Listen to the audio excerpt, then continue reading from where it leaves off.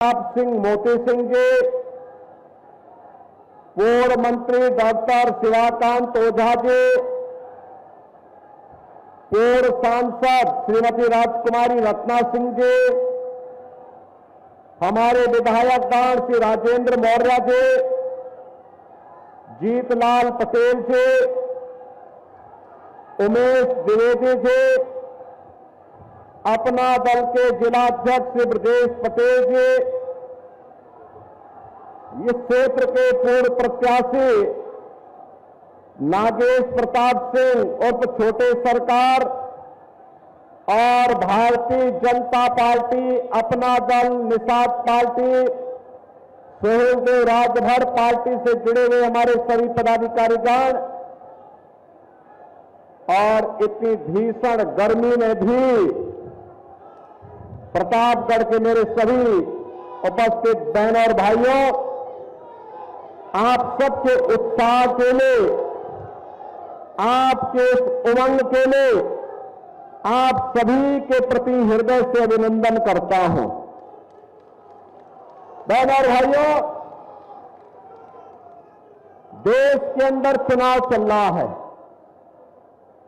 लोकसभा का चुनाव, देश के अंदर नई सरकार गठन की तैयारी युद्ध स्तर पर चल रही है और मुझे अब तक 10 राज्यों में जाने का अवसर प्राप्त हुआ है। बहनों और भाइयों, 4 चरणों के चुनाव है, 5वां चरण कल है,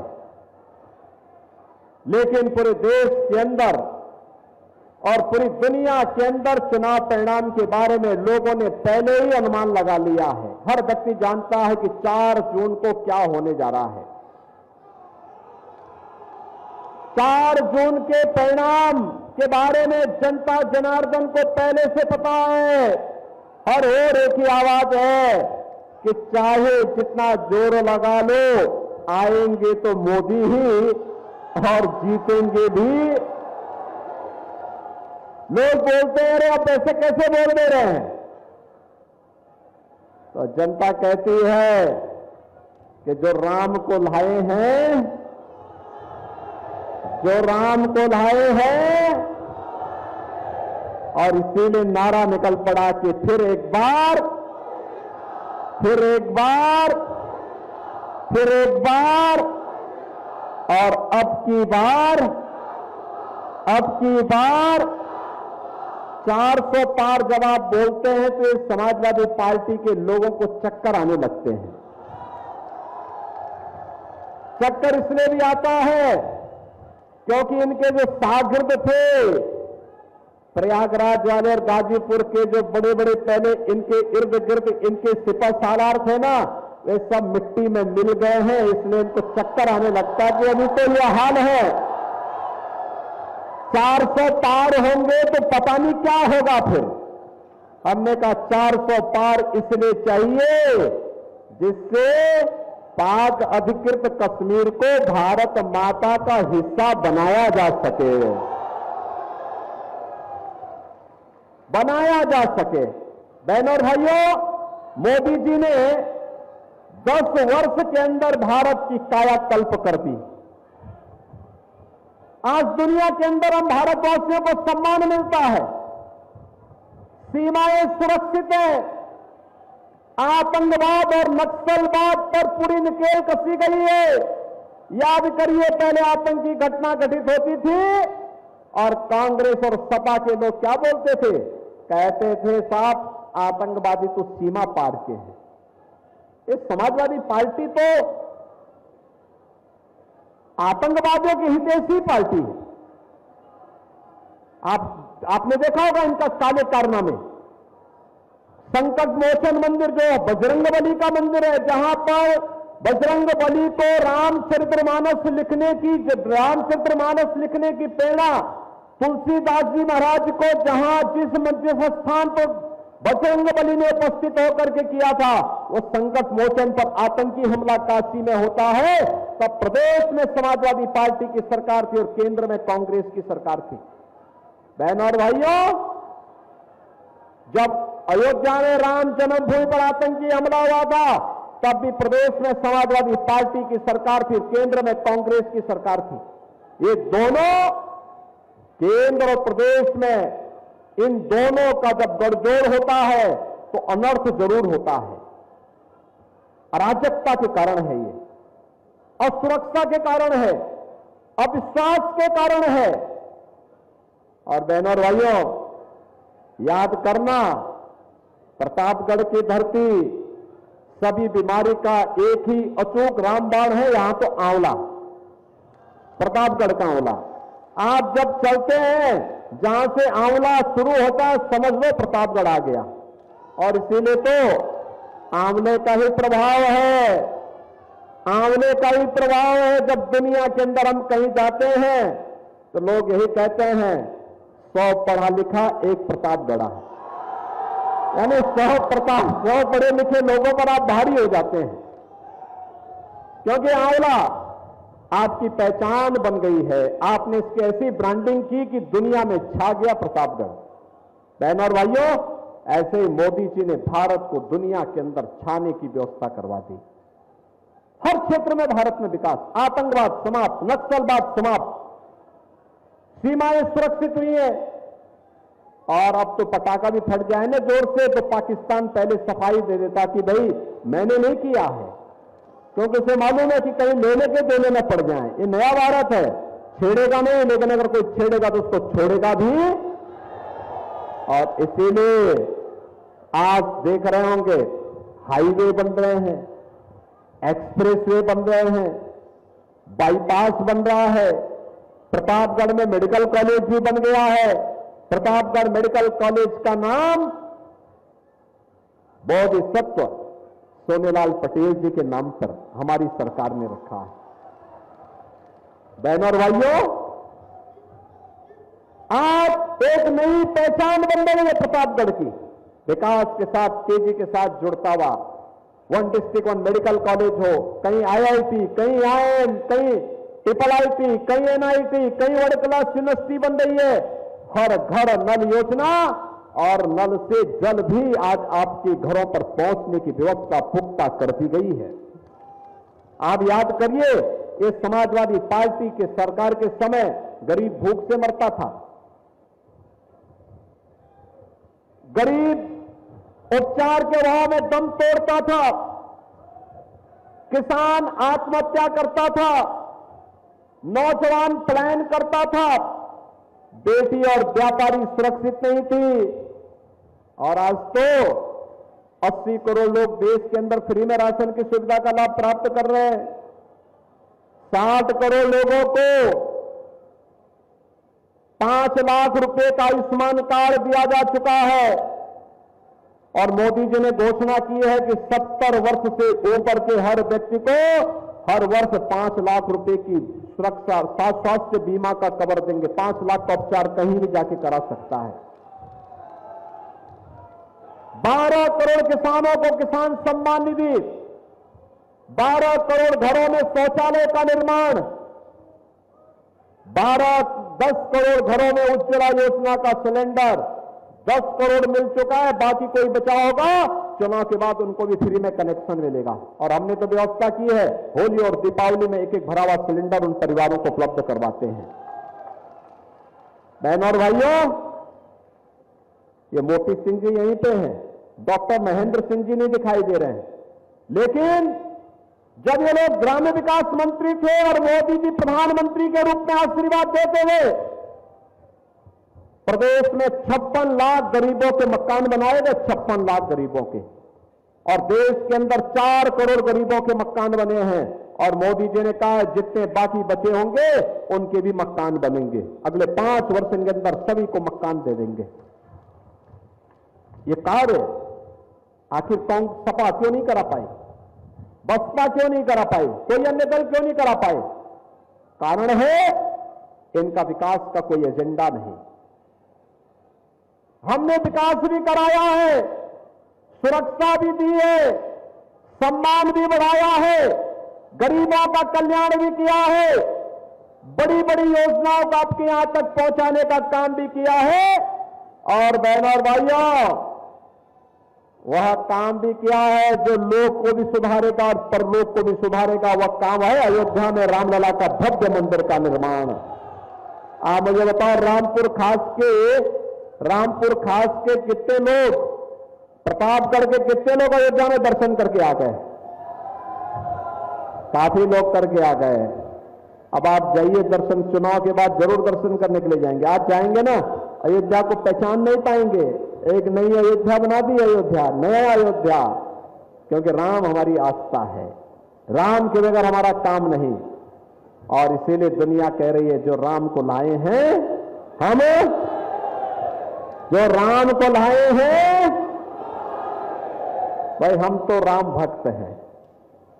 मुझे लगता है आप में भी सभी लोग राम भक्त होंगे। क्यों राम भक्त हो? क्या कितने लोग राम भक्त हैं? दोस्तों मुझे बताओ, हाथ नीचे करो, कितने लोग रावण भक्त हैं? रावण भक्त तो कोई नहीं होगा ना, क्योंकि राम भक्त जहां कहीं भी रहेगा सुख और शांति से रहेगा। वह देश के बारे में सोचेगा, लोक के बारे में सोचेगा, गरीब के बारे में सोचेगा, विकास के बारे में सोचेगा। और जो राष्ट्रद्रोही है, रामद्रोही है, वह रामद्रोही भी है। जो रामद्रोही है वह राष्ट्रद्रोही भी है, विकास का विरोधी है, भ्रष्टाचारी है, दुराचारी है, माफिया है, आतंकवादी है, अराजकता पैदा करता है। इन सब के डीएनए एक जैसे हैं। डीएनए की जो थ्योरी, एक जैसे लोग एक साथ मिलकर के फिर अराजकता फैलाते हैं। पहले ये लोग दंगा करते थे यूपी में, देखते थे ना, कोई ताड़का की तरह, कोई मारीच और सुबाओ की तरह। होली आया दंगा, दीपावली आया दंगा, होली आया, कोई जन्माष्टमी दंगा, शिवरात्रि दंगा। आपने आशीर्वाद दिया, मोदी जी ने नेतृत्व दिया, उनके आशीर्वाद से भाजपा की सरकार प्रदेश में बनी। और आज सभी दंगाई राम नाम सत्य है की यात्रा में चले गए, समाप्त। 7 वर्ष से दंगा नहीं हुआ, गुंडागिर्दी समाप्त, अराजकता समाप्त। हम लोग इसीलिए आए हैं कि बेटी भी हमारी सुरक्षित हो, व्यापारी भी सुरक्षित हो, अन्नदाता किसान खुशहाल हो, नौजवान के हाथ को रोजगार हो। प्रतापगढ़ को विकास की इन्हीं कार्यक्रमों के साथ जोड़ना है। और इसीलिए हम लोग आज आपके बीच आए हैं। हम लोग इसी कार्य को लेकर के आपके बीच में आए हैं। और मैं तो कहता हूं, हमारे विधायक है राजेंद्र मौर्य, ये जो वहां पे रसगुल्ला बनाते हैं, रसमलाई, क्या रसमलाई है, कितने लोगों ने खाई है इनकी यहाँ के रसमलाई? ओ पूरा प्रतापगढ़ी खाया है भाई। फ्री में खिलाए हैं या पैसा लेके? अब तो अब पैसा, क्योंकि जो खरीदते होंगे तो पैसा तो लेंगे, लेकिन सही माल देते हैं ना। क्या स्वाद है, 5 स्टार होटल फेल है इनके रसमलाई के सामने। और इसलिए बहनों और भाइयों, अब प्रतापगढ़ को आगे बढ़ाने के लिए हम लोग आगे कार्य कर रहे हैं। मैंने कहा इन लोगों से, ऐसा प्लान तैयार करो। बाईपास गडकरी जी से संगम लाल ने स्वीकृत करा ही दिया है। धड़ल्ले से प्रयागराज वाला मार्ग भी बन रहा है।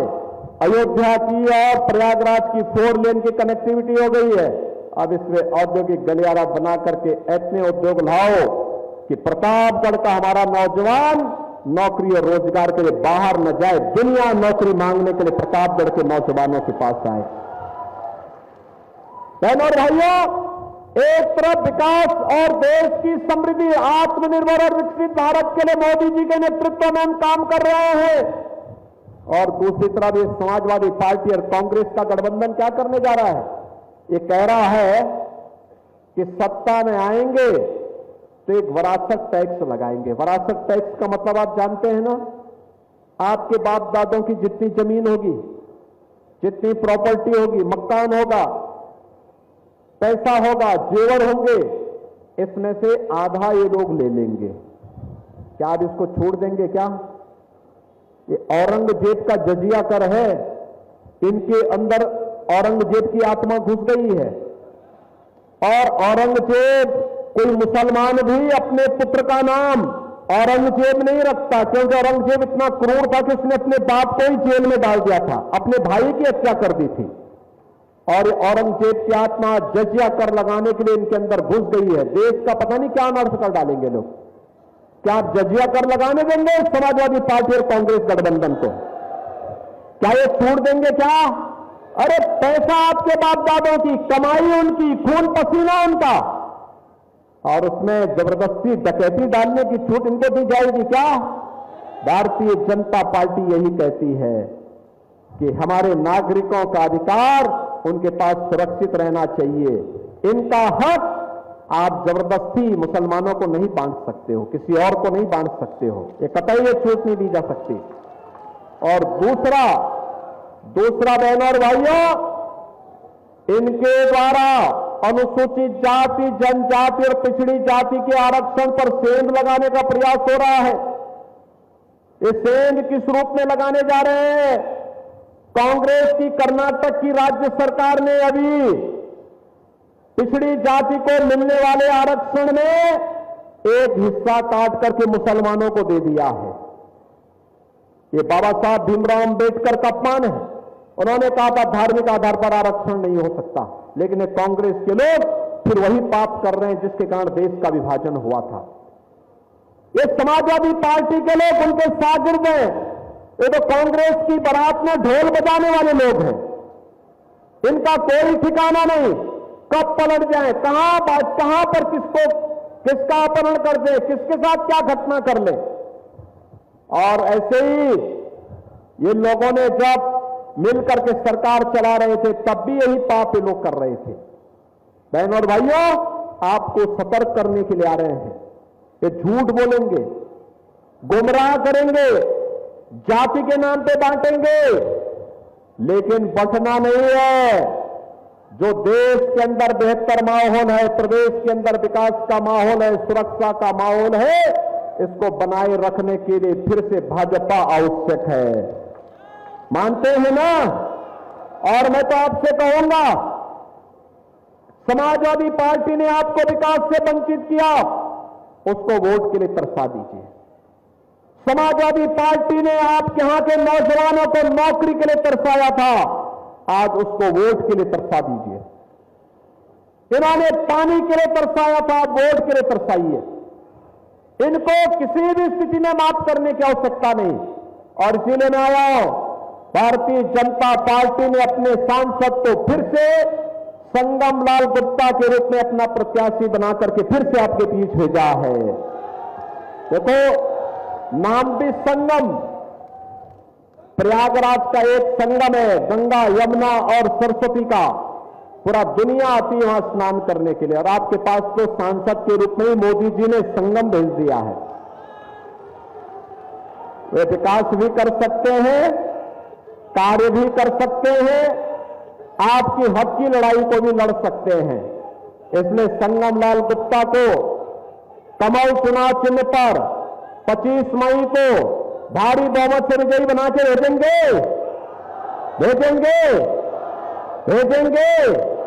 सभी के हाथ नहीं उठ पाए हैं अभी तक, भेजेंगे। लेकिन इसके लिए 2 काम करने पड़ेंगे। एक, 25 मई को चुनाव होना है, तो 24 मई तक आप प्रचार कर सकते हैं। आज 19 मई है, 20, 21, 22, 23, 24, 5 दिन बाकी हैं। इन 5 दिनों में आप में से हर परिवार, हर व्यक्ति हर दिन 5-5 परिवार के पास जाकर के, यानी आपको एक व्यक्ति को 25 परिवार के पास जाना है इन 5 दिनों में। भाजपा के कमल खिलाने के लिए जाएंगे। देखो मेरे सामने बोल रहे हैं, जाएंगे। और फिर उन 25 परिवारों की सूची बना करके चुनाव के दिन उसको मतदान केंद्र तक ले जाने और बुलाने की व्यवस्था करेंगे। तो मैं आश्वस्त होकर के जाऊं कि संगम लाल गुप्ता भारी बहुमत से विजयी बनकर के जाएंगे ना? चुनाव जिताकर भेजेंगे, कमल खिलाएंगे। आपका वायदा पक्का तो मेरा भी पक्का कि विकास और सुरक्षा की जिम्मेदारी फिर मेरी। सहमत है ना? तो फिर मेरे साथ बोलेंगे, भारत माता की भारत माता की, भारत माता की जय श्री राम, जय जय श्री राम।